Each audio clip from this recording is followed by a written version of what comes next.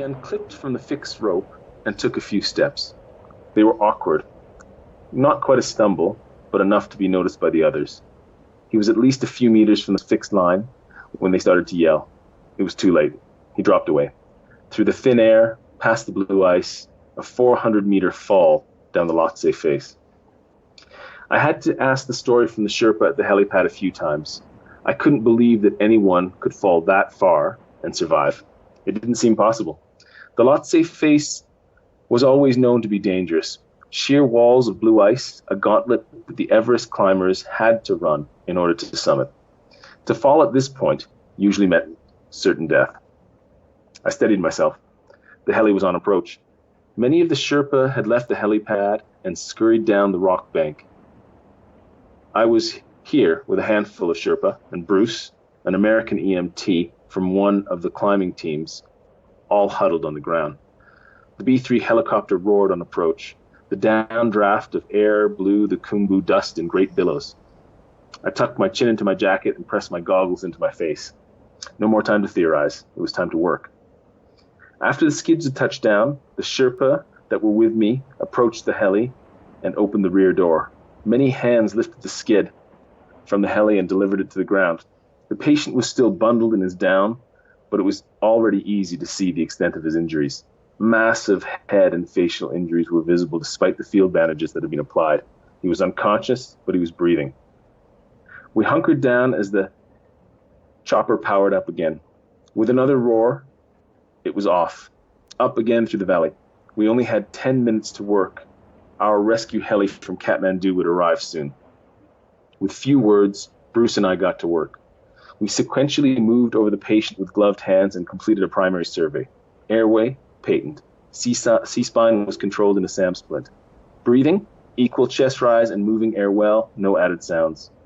Circulation, no massive hemorrhage noted, but there was a controlled scalp wound. No signs that the chest, abdomen, pelvis, or limbs were pooling blood. Disability, I did some quick maths. E1, V2, M1, 4. Not good. Left pupil was sluggish at 4 millimeters. Right pupil wasn't seen. The swelling over the eyelids had sealed it shut from all the presumed facial fracturing. In the next moments, the helicopter could be heard on approach. Shouts, movement, a hunkering down again as the great machine lowered to the ground. Hands. A hoist of the sked onto the chopper. I followed, my medical bag handed to me just before the heli door shut. A scatter of bodies as me, the pilot, and the dying man, our small trinity, were carried down the Khumbu Valley, over the tent metropolis of Base Camp, south towards Kathmandu. I had only one job: keep him alive.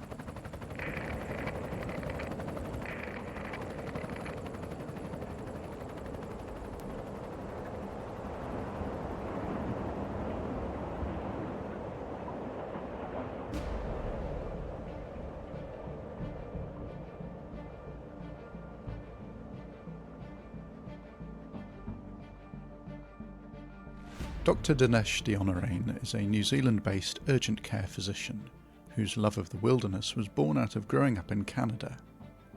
Whilst training and working in urgent care, he has also developed skills and expertise in wilderness medicine, and this year saw him being selected as one of 3 doctors to staff the so-called Everest ER for this season. Situated at 17,500 feet above sea level at the Everest Base Camp, it provides essential medical services for climbers, Sherpas, support staff and locals in one of the most inhospitable places on the planet. What you've just heard was an extract from his blog, which he's been posting on our college website, rnzcuc.org.nz, and you can hear him read another one at the close of this podcast.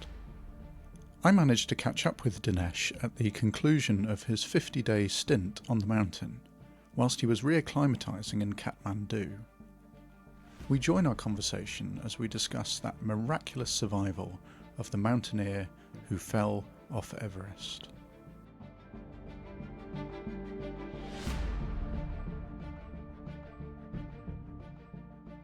Well, it's interesting. So, talking to a lot of the team leaders that have been there for years, if not decades, they said that was the longest fall for someone to survive in Everest. So he fell 400 meters, basically straight off the face of the mountain, and tumbled and kind of rolled at the end of it, but it was pretty well a straight fall.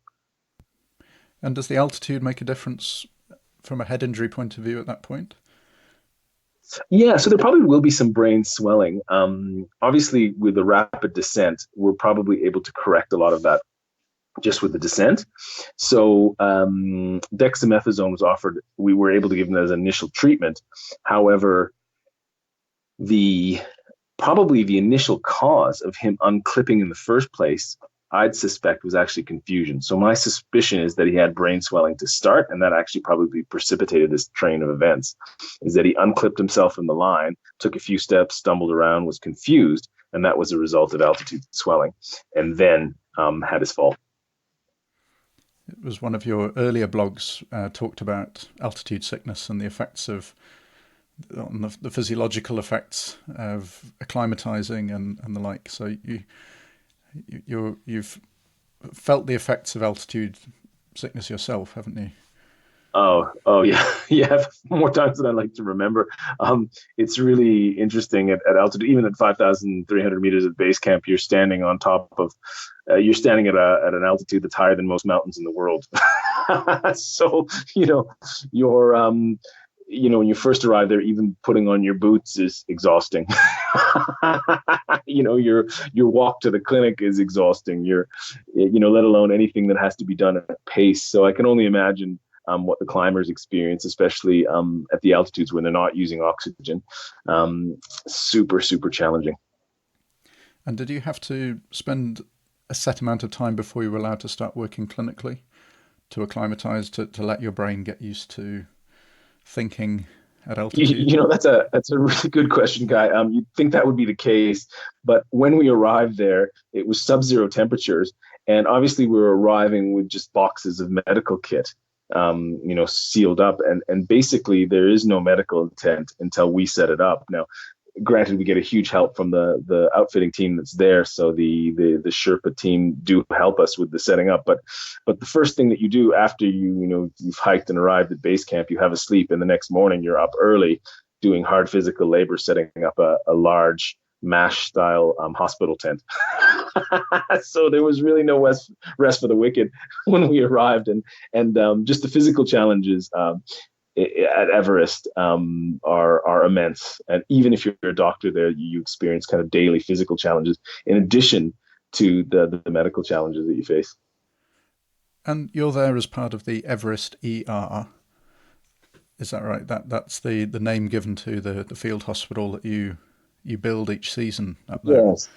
Yes. Yeah. So it's a standard kind of barrel tent field hospital. It's been given the name Everest ER, and that's name's as much historical as anything else. Even though the practice that you see daily, the high acuity cases like the one I described, there are the rarity.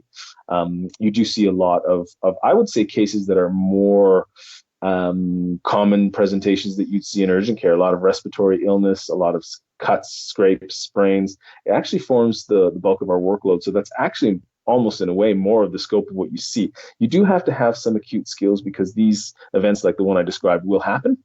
They'll happen rarely. And so Everest ER is a name that was kind of given by the founder, whose name is Luann Freer, and she is an American emergency doctor, and felt that it was an emergency service that was being provided, which of course it is, but we do a lot of essentially primary care for the Sherpa people and the porters, and basically urgent care for people that kind of walk in with minor injuries. So it kind of embraces a very large scope, and ER practice, although it bears that name, is just one part of it. And how is this funded? How are the services paid for? Yeah, that's a really good question. So basically, it's a Nepali NGO. Everest ER used to function independently, but also as a foreign NGO, but is now being incorporated under the auspices of the Himalayan Rescue Association, and they are Nepali-based and Nepali-run. So one of the mandates that we try to have is a Nepali doctor there as part of the crew, in addition to one or two other Western doctors. So that ratio changes. Usually almost always three doctors, at least one Nepali doctor, hopefully two, and then the remainder of the complement being foreign doctors. And do you need to be registered there? How is it? How does it work how did you get to be a part of the team? Yeah, registration has become a much more important part. There's a lot of foreign aid that comes to Nepal. And in recent years, there actually have been people who have even impostered doctors and taken up jobs with NGOs, both Nepali based and foreign NGOs. And as a result, the Nepali government has become quite sensitive about these issues. They now require that all doctors that practice in Nepal be registered with the Nepali Medical Council. So that is something that we need to do in addition to our immigration registration and our tourism board registration. There is also the Nepali Medical Council registration. So it does pay for people that are interested in volunteering in Nepal to find out the legal requirements, and make sure that your organization is kind of on top of that. Thankfully, the HRA is very sensitive to these matters, and they've been very thorough in making sure that we are credentialed appropriately for the work that we do up there.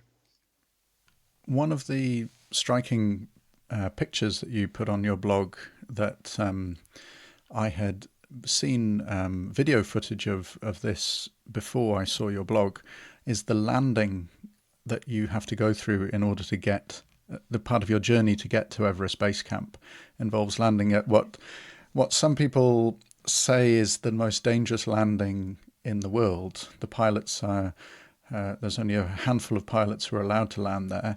There's no instrument landing system. It's on the side of a mountain. It's high altitude, so certain planes can't fly at that level. And there's mountains and weather and all kinds of things. And it seems a good point to maybe talk about your feelings coming into land at that Lukla airport. Yeah. I think even a very seasoned flyer will experience a moment of doubt. I think even the faithful will experience moments of doubt on a flight to Lukla or leaving Lukla. It's interesting you mentioned that, Guy, because I did also write a blog. I think it was just the second episode where I was describing this landing into Lukla, and just even looking around at different people's reactions was very, very interesting. And basically, just to summarize it briefly, you have about 300 meters of landing strip, and like you said, planes with no instruments or night flying, having to make a visual field reference landing on this airstrip, and having a very small margin in which to do it was a really interesting experience. And I had the pleasure, I suppose, of repeating the experience recently, leaving from Lukla, which is I would say even more harrowing experience, because the pitch of the landing strip is about 30 degrees, and you've already experienced where this landing strip begins and ends. So the plane starts off on this strip, and you know that it has only 300 meters to achieve lift. Otherwise, it drops into the valley 2,000 meters. So it's like being on a roller coaster ride where there is absolutely no margin of error. So, you just try not to. I suppose the best advice I could say is just try not to think about it too much, and trust the fact that some of the Nepali pilots are some of the best in the world for that reason. Yeah, it makes my palms sweat just thinking about it. And landing there is just the beginning, isn't it? To get from there to base camp, what's then involved from that point onwards? Yeah. So I guess another way to think about it, I mean, once you've arrived in Lukla alone, you've practically scaled most of Mount Ruapehu. So that's the elevation you're at. Now, in order to get to base camp, you still have to double that elevation. And you have to do so over the next 42 kilometers. Now, 42 kilometers doesn't sound very much to most people. That's the length of a marathon. But if you were to try and cover that distance in a day, you would probably pass out, if not be in critical condition from the rise in altitude that you achieve over that time. So it has to be done in a very stepwise manner. And usually at that altitude, you try not to do gains over about 500 meters a day, with a day of acclimatization every third day, in order to safely achieve your altitude. And are you carrying medical equipment? Are you transporting the stuff that you're going to create with the ER, the Everest ER, or is that all there before you, or is there another way of getting it there, or is it person power?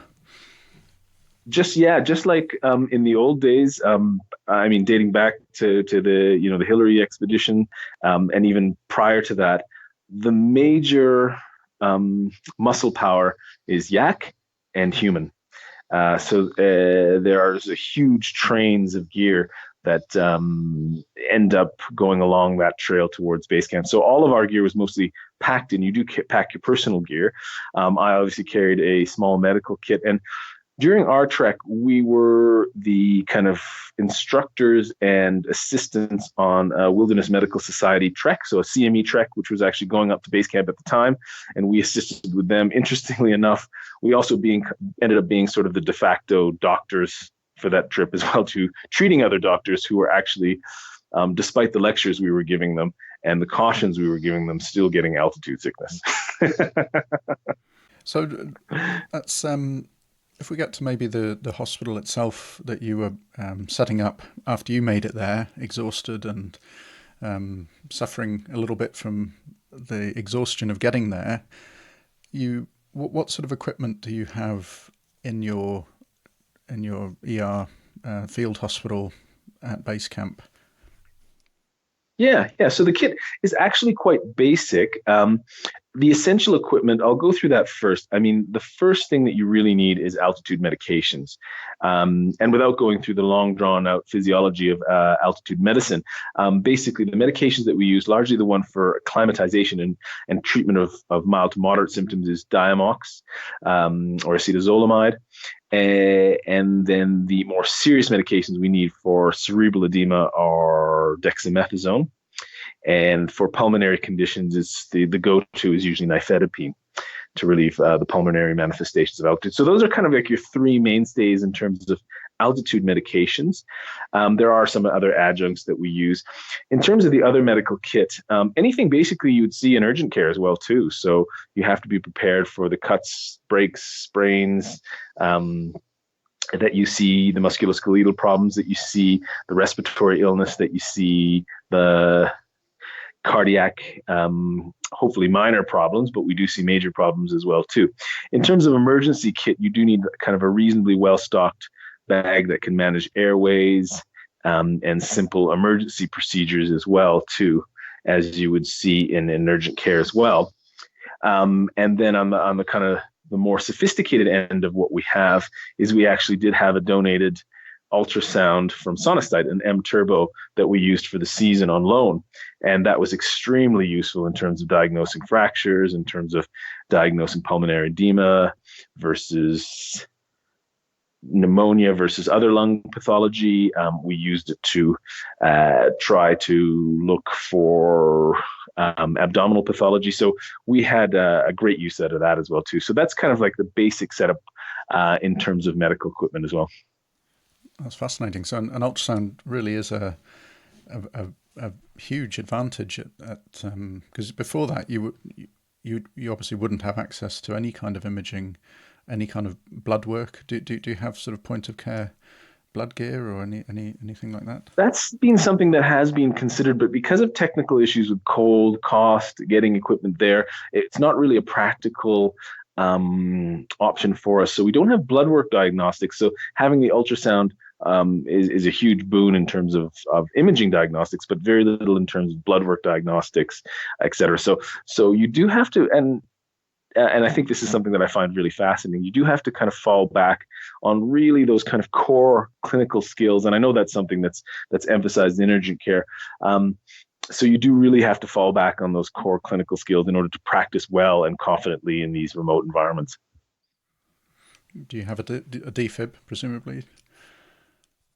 Well, this became a very controversial thing because there had been, I believe, a defib previously, and that was something that was not supplied either by donation or the funds available for it. So it's become mentioned as a priority. Thankfully, we did not have a situation where we needed to have a defib present. However, we were able to diagnose an ST elevation MI on the field, which required, prompt, obviously, evacuation and maximal medical therapy.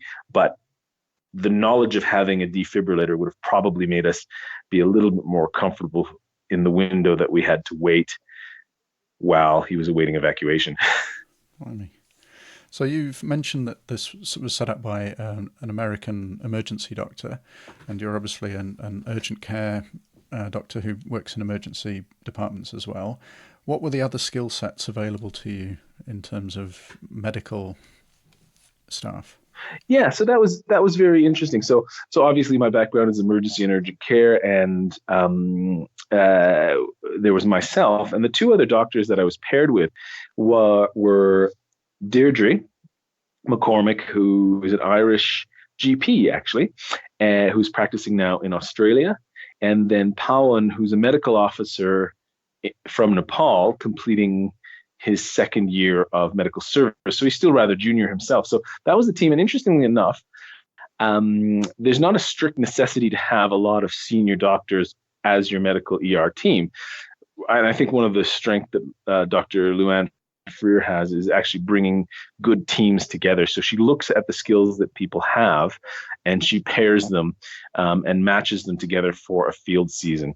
And then the other thing that I believe is one of her strengths is she actually really looks for people's personalities and sees how they will get on along personally and pairs them in that sense as well too, because there's nothing worse than spending 50 straight days in an extreme climate practicing medicine when the people and the personalities are really coming up against each other.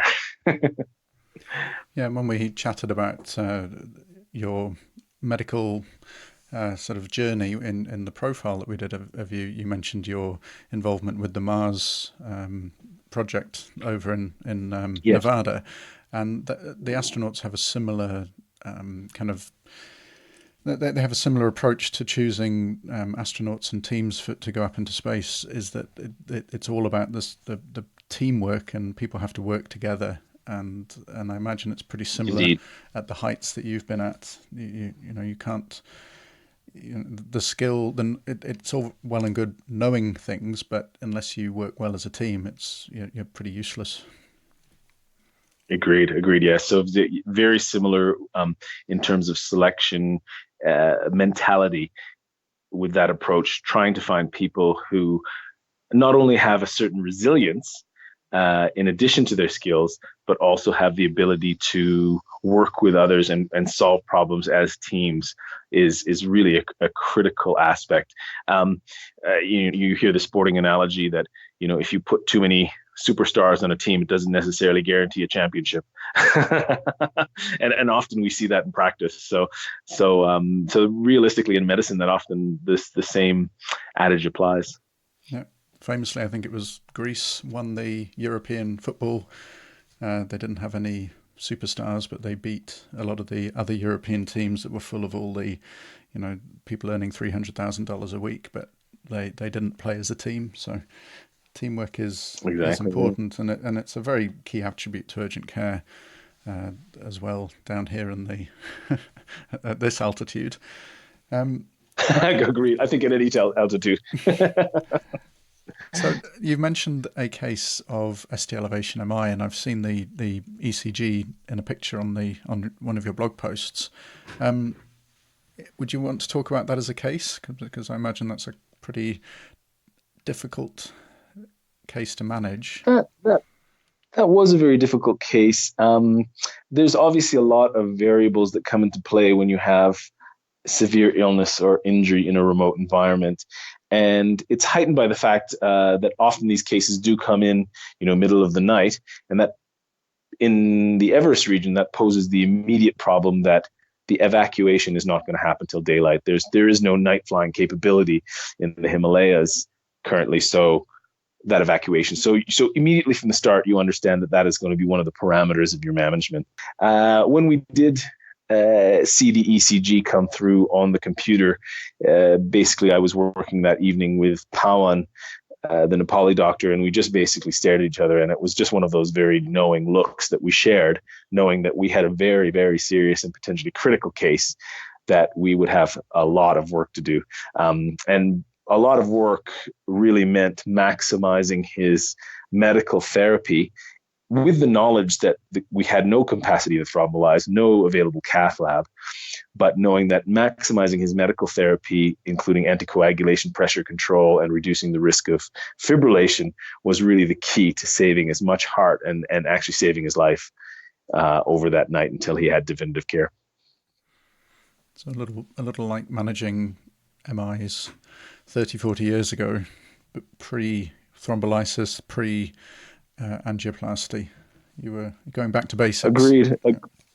Agreed. And it does, I find, stretch your knowledge and skill as a clinician. And I think probably if I were to really admit it, it's probably one of the reasons I do it. Because you'll find that you will not be challenged as much anywhere else than if you take away a lot of kit that you come to rely on day to day, and then are forced to be much more industrious with your knowledge, skills, and medication. And that is, I guess, what we read a lot in the papers here about the sorts of people who go to climb Everest. They are often wealthy individuals who have paid a lot of money to go over there, and they are presumably accepting of this risk that you're going to be unable to be evacuated in the middle of the night, for example. They are accepting that they are not near a hospital. And are the people who are being brought by these companies to ascend Everest, are they being medically screened before they come? Do you have to pass a fitness test before they get to base camp? That's a very good question, and it's part of a much larger issue, I think, at Everest, and it's something that people that have been following the news this year about Everest are probably aware of, is that there was a record number of permits issued this year, 381 permits, and right now there is no formalized process or strongly formalized process about how those permits are issued and what climbing standards are required for them. And the Nepali government has gone back and forth about putting more stringent guidelines in place and then relax them as well too. Now, people have put some blame, or at least focused some attention on the Nepali government for not being more regulatory. But in a country that has still a lot of poverty, the tourism money that Everest draws is something very significant to the economy. And to try and stem that is obviously contrary to their fiscal interests. So I can see why they have a particular focus of being permissive.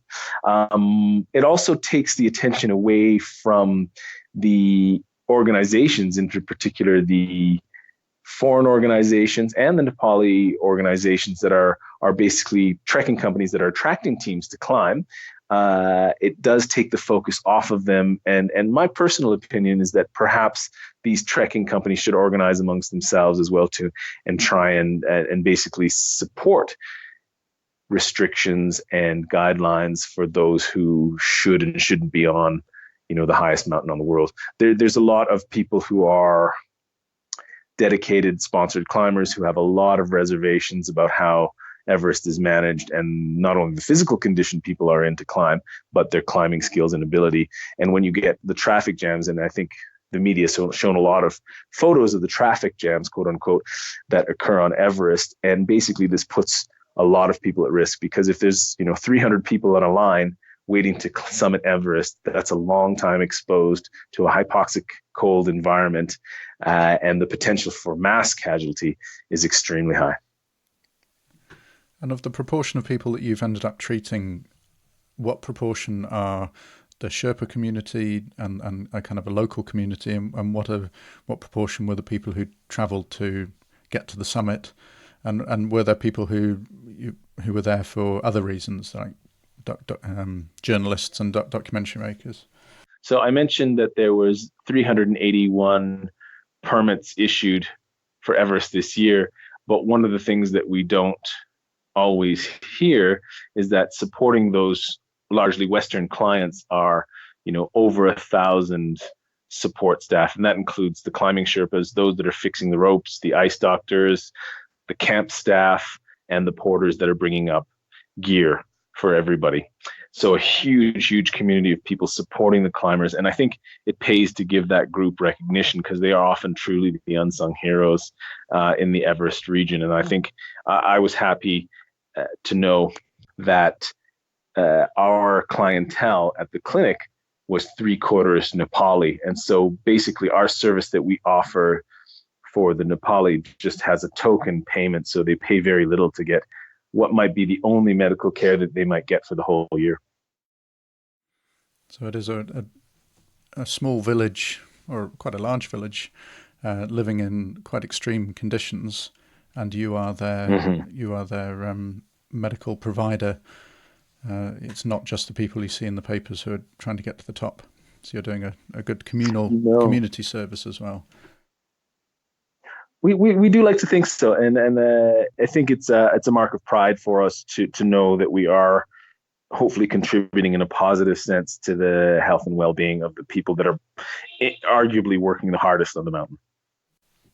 And you've had to, for a few months, leave your family, leave your home, fly into an incredibly dangerous airport, trek up to a significant altitude, build a hospital, staff the hospital, deal with bureaucrats from one end of the spectrum to sick Sherpas at the other, and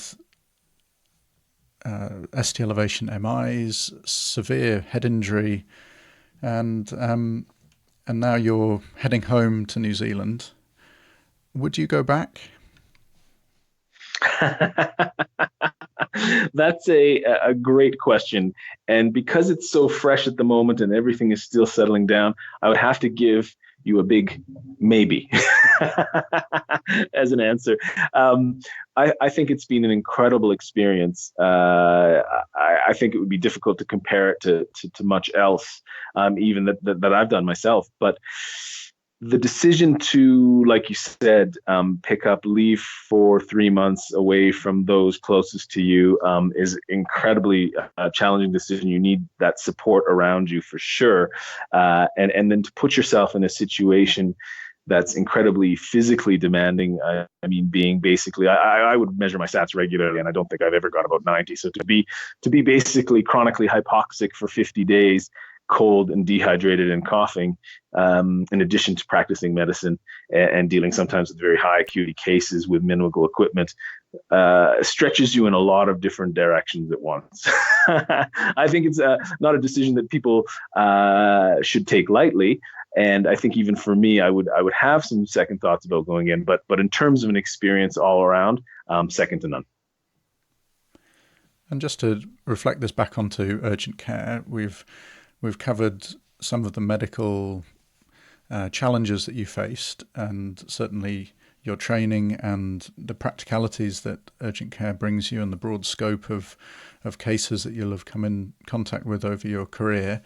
That served you in good stead. It's obviously served you in good stead to take that amount of leave from your clinic, because urgent care clinics continue working because we don't have patients that are assigned to us like a GP. We the doors open, and as long as the clinic is staffed, if Dr. Dinesh is going away for 3 months, then they just have to keep the clinic running. So certainly urgent care has enabled you to do this adventure that you've been on. And so if anybody was listening from the urgent care community, how would they start on a journey towards Everest Base Camp? And I think that's a good point. And I think I'll just take a minute also just to thank those at my clinic. Obviously, if I do go away, they are the ones that do pick up the slack in terms of the work as well too, and they've done a fantastic job being very supportive as well. Those at the urgent care clinic in Mongrove. It's a very good consideration. I mean, there is a good side and a bad side in having a clinic which is unscheduled episodic care, because you don't have to worry so much about the continuity care and the booked patients, but you do have to worry about the fact that the service itself does need to be covered continually. And I think people that are interested in it probably would do well to choose carefully the duration and the types of activities that they would like to get involved with and understand what commitments would be required. Some of them you do have to provide a reasonable amount of self-funding in order to do it, so that might affect your finances. Some of them will require a prolonged period. Obviously, like Everest does require almost a full 3 months commitment. So you have to have provisions in terms of leave and family and work in terms of how that might all come together. So in my case, it was a combination of accrued paid leave as well as an agreement to be on unpaid leave for a proportion of that time as well. So there are ways to work around it. I think it pays to front foot them, bring it to your organization as soon as you can in order for there to be as much lead up time in terms of rostering and provisions for the time away. But it shouldn't be something that discourages people either, because I think if you have a will, there's a way, like the old cliche says. I think that actually applies in this case. And this is probably at the pinnacle of wilderness medicine to a certain degree, 3 months at high altitude. But there's a lot of wilderness things that people can do at weekends and for shorter periods in maybe slightly less remote places to get a flavour for it. It sounds to me like this has been a culmination of your career in medicine, ending up at this Everest ER for this period. It is. I guess I suppose in a way it's a metaphor for itself. So to finish at Everest does represent a pinnacle. For those that are interested, Everest ER does take a very long lead up time. In order for this, the selection process runs such that people need to have background in mountain medicine, wilderness medicine, have to have some expedition experience under their belt. They prefer to have people who have trained in the diploma in mountain medicine and preferably in Nepal as well. Then there'll be a requirement to work at a high altitude camp, and then there will be basically other factors like we discussed earlier about personality and fit and skills. So it's an incredibly long process for Everest ER. However, like you said, there are much more opportunities. I think people should always look in their own backyard. New Zealand obviously has fantastic mountains, have fantastic outdoor spaces. There are courses like the Advanced Wilderness Life Support course that people can get a taste for it, see if it's for them, as well as a lot of overseas wilderness emergency or wilderness extreme medicine conferences and wilderness medicine society conferences overseas that people can take and meet and discuss trips and possibilities and see if this is really for them. And you said maybe about going back to be at base camp as a doctor. Have you ever had an inkling to try and be one of the 300 permits to climb Everest? Has that ever, as being there, has it tempted you? It's always tempted. I grew up around the mountains myself in Canada. I've had dabbled and had a taste. A part of my medicine training as well too involved ice climbing, rope work, and a lot of altitude traverses and glacier traverses. So I definitely have an appeal and an attraction to mountain, also in a recreational sense. However, I think seeing some of the extreme conditions and the expedition style climbing of a mountain like Everest, I wouldn't say it appeals to me strongly. It's something that I find fascinating, but I think I would have to have a much, much stronger desire for that style of expedition climbing in order to commit to something that's not only financially a big ask, it's also commitment away from family and friends. It's a commitment away from many, many things. So that in itself, I would have to say off the top, it's not something that strongly appeals to me, but I do find it something that's very, very fascinating. But would you describe your experience of being at base camp? Do you get the feel for it as a very special place? Does it give, or do you feel that the volume of traffic has lessened the kind of the almost the spiritual side of Everest? Has it been tarnished by the volumes of traffic from your position at the foot of the mountain? What did you feel? I think it's definitely a concern. I think there is very strong issues that need to be addressed. I think fundamentally, the mountain and the area is a spiritual place, and I think that's sometimes forgotten, both perhaps by even the Nepali government, with the fact that they like to attract foreign tourism to the area, but I think it can often be forgotten by the Western clients as well too. So I think there needs to be a little bit of a rethink around Everest and what's being done there. But in terms of the people and the camaraderie, starting first and foremost, like I mentioned, with the Sherpa people and their strength and endurance and tenacity, that I found very inspiring. I've met some tremendously impressive team leaders and guides as well. And that's been very impressive. And in addition to clients themselves, all of them have different reasons for being there. I met a Nepali climber who I believe has summited now, who is HIV positive and was trying to climb in order to raise awareness for the HIV positive and AIDS community in Nepal, which still has a tremendous stigma, unlike other, for example, Western countries.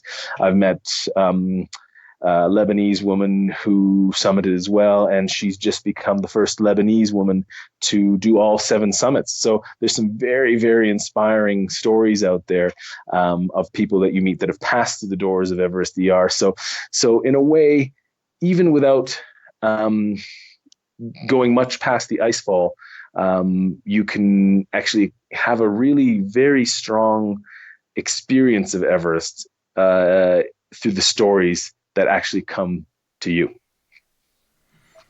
I'm in awe of what you've done. I think hearing your stories, both the medical ones and just your personal experiences up on this mountain, it's a fascinating thing to hear your story and to get to see through your pictures and the video clips and hearing from you directly what it was like to be there. If people wanted to, is there a way that people can contribute to help this community there? Are there charities that people can donate to? Definitely. There's a number of different organizations. I'll just mention a few which might be of interest. In particular, if people are interested in practicing medicine mountain and finding out more information, this would be a good starting point. And as I mentioned, the organization that I am employed by is entirely a Nepali-based NGO and voluntary. So that's the Himalayan Rescue Association, and they can be found at himalayanrescue.org.np. And there's also a community of interested medical doctors in Nepal who offer training, which is the Diploma of Mountain Medicine, and they can be found at the Mountain Medicine Society of Nepal, which is their website is mmsn.org.np. If people are interested as well, there is links to everester.org as well for more information. And the Facebook page will have posts about the season this year. And as well, I've included a bank link on my blog with urgent care, in which I will be collecting money in order to provide and purchase useful equipment for Everest ER, so the other teams can benefit, kind of a legacy that will get paid forward. So people can refer to the RNZCUC.org.nz website, find the information at the bottom of my blog, and contribute in that way as well. Yeah, so for those of us who may not physically make it there, we can at least help the provision of medicine in that area to not just, as you say, the people who have paid to climb the mountain, but to the community of Nepalese, the Sherpas, and the thousands of people who go into supporting that those people's endeavours. You can, as you say, there's a link on the college website where people can also read your entire series of blogs. You've read a few of them out for us, but they can read and see the photographs and get a feel for where you've been.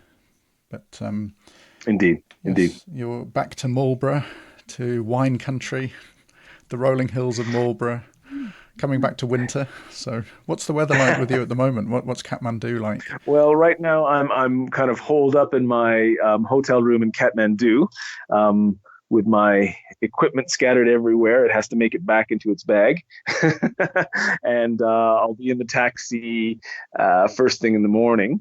And the temperature here is about 25 degrees. And the partial pressure of oxygen, I can tell with every breath, is much, much higher. Cool. So you're coming back down to earth, and then you'll be back in Marlborough at the urgent care clinic there, and back to normality. So I wish you safe travels, and thank you for chatting to our podcast, updating us. For those of you who want to hear more about your backstory, we'll link to the profile that we did. But this has been fascinating to see what how many days, 50 days you said, was it in total? Yes, almost 50 days on the dot. 50 days in the Himalayas. So safe travels, and thank you for a fascinating chat. Thank you, Guy. Always a pleasure. Always a pleasure. We all know the legend of Icarus. Countless have heard the myth recanted and have been reminded of the moral, that pride of flying too close to the sun, that thinly veiled teaching that ambition will outstrip the aspirant and they will fall.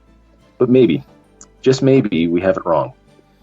Yes, Daedalus did warn his son not to fly too close to the sun, lest the wax holding his wings together should melt. And yes, we all know that this was in fact the cause of his demise. But we are quick to forget one thing. Daedalus also gave equal warning to his son not to fly too low, lest the sea mist dampen his wings and make it impossible to soar.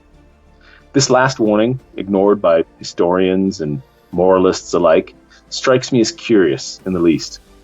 It pleads as much to the fact that the fate of the unambitious is no greater and no lesser than those who overreach. So reach. Whether your goal is to climb, to heal, to write, or just to marvel in the presence of grandeur, reach. Know where the limits above lie and below, but reach. Reach for challenge. Reach for goals, for passion, for desires, for the things that fill our dreams. Reach for the opportunities in foreign lands, for love, for family, for that which you truly believe to be right. Reach for the snow in the highest parts of every realm. Reach for the rooftop of the world. Reach for Everest.